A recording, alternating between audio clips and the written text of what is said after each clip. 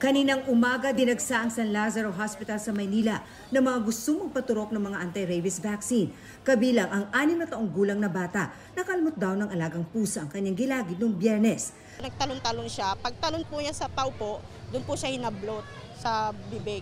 Sa kamay naman kinagat ng alaga ring aso ang 11 taong gulang na batang ito. Siyempre yung aso hindi mapigilan, nagkagat-kagat siya, pero hindi naman po mariin. Habang nakapila ang mag-ama para sa second dose ng bakuna ng anak, nakapila rin sa new cases ang kanyang mag-ina matapos makalmot rin ng alaga ring aso ang panganay na anak. Pinaano na namin dito para may peace of mind. Karamihan sa mga pasyente ay totoong may kagat o may kalmot nitong mga nakaripas na 2 linggo.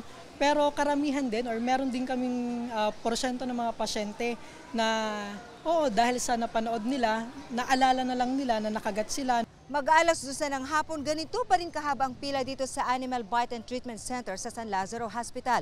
Karaniwan daw na umaabot sa 2,000 ang bilang ng mga nagpupunta rito kada araw simula nung nakaraang linggo.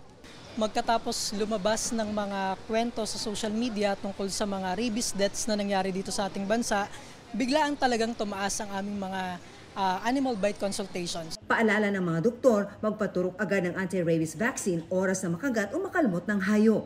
Once na meron ng simptomas yung mga pasyente o nagwawala na sila, takot na sila sa hangin, takot na sa tubig, wala nang kahit na anong bakuna o kahit na anong gamot na epekto. Sigurado ang kamatayan. Dapat si Brownie at si Mingming binabakunahan.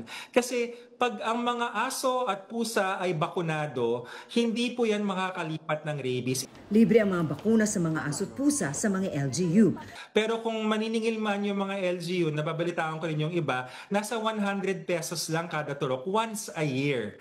Tapos, yun naman po sa private, hindi lumalampas mga 300, 400 pesos. So talagang abot kaya yung bakuna sa mga hayop. Libre din maging anti-rabies vaccine sa tao. Meron naman daw animal bites package sa PhilHealth kung sa mga pribadong ospital magpapaturok. Paalala ng mga eksperto sa pagpapabakuna, tiyaking kumpleto ito.